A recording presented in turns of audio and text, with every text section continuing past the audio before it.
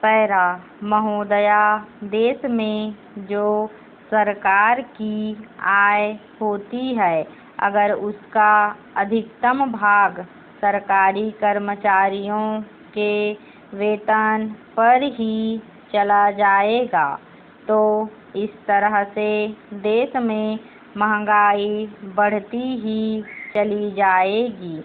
इसलिए हमें इस चीज़ को रोकने के लिए सख्त कदम उठाने होंगे।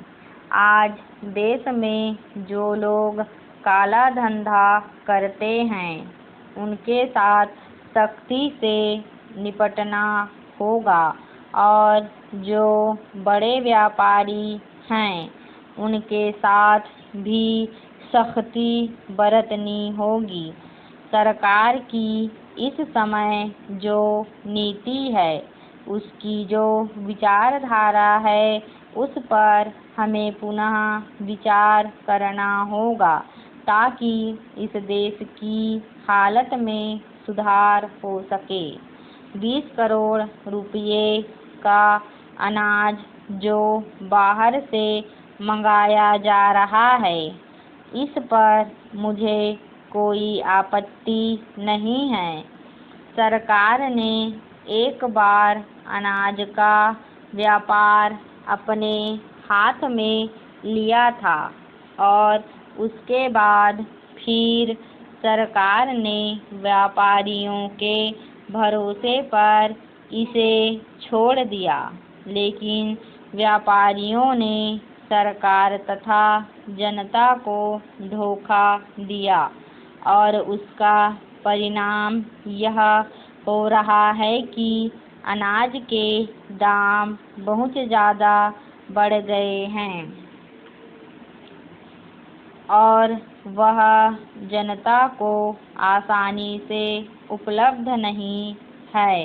इस संबंध में सरकार ने अभी तक जो कदम उठाए हैं, वे भी सहायक सिद्ध नहीं हुए हैं। पैरा महोदया, अभी हमारे कई सदस्यों ने कहा कि सरकार बाहर से इतना अनाज मंगाने पर जो धन खर्च कर रही है, उस धन को अगर हमारे देश के किसानों को देती, तो हमारे देश के किसान अनाज का उत्पादन बढ़ाते और हमको दूसरे देशों का मुँह नहीं देखना पड़ता।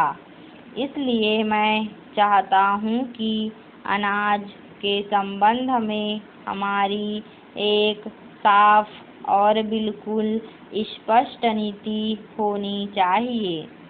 किसान को क्या चाहिए, वह हम दें और किसान से क्या लेना है, उसका मूल्य निर्धारित करें।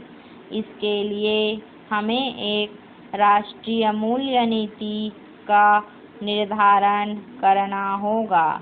किसान का क्या खर्च होता है अनाज उत्पादन करने में, और उसको किस भाव पर दूसरी चीज़ें मिलती हैं, इन दोनों में तालमेल होना चाहिए। किसान गेहूँ पैदा करे, किसान चना पैदा करे, किसान गन्ना पैदा करे, तो उसको कुछ तो लाभ होना चाहिए।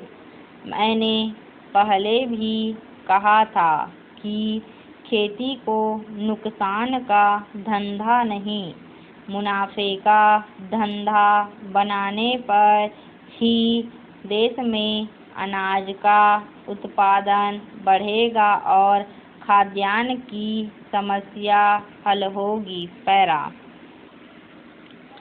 इसके साथ ही किसान को सीमेंट, खाद, डीजल उचित दामों पर मिले। इसके लिए सरकार इनके वितरण की व्यवस्था अपने हाथ में ले, तभी हमें इस काम में सफलता मिल सकती है, अन्यथा नहीं। आप कहते हैं कि 1 इंच जमीन मत छोड़ो, हर जगह अन्न पैदा करो, लेकिन हमारा इलाका ऐसा है जहाँ पानी नहीं है, इसलिए हम अन्न का उत्पादन नहीं कर पाते। इसके लिए हमें सिंचाई की योजनाएं बनानी पड़ेंगी। पानी जहाँ से मिल सके वहाँ से लेना होगा। ऐसा करने के लिए हमें इन सारी समस्याओं पर बड़ी गहराई के साथ विचार करना होगा। इसे केवल राज्य सरकार पर छोड़ देने से काम नहीं चलेगा और हमारी अन्न की समस्या का स्थायी समाधान भी नहीं हो सकेगा। पूछा गया था x²/y/z। तो ऐसे सवालों को करने के लिए देखिए, एक तो बेसिक ट्रिक है, एक तो लाइक और शेयर ठोक दीजिए, महाकाल का दबा के लाइक और शेयर ठोक दीजिए। पूरा साल मेहनत करता हूँ आपके लिए बेटा, ऐसा नहीं चलेगा, ऐसा नहीं चलेगा।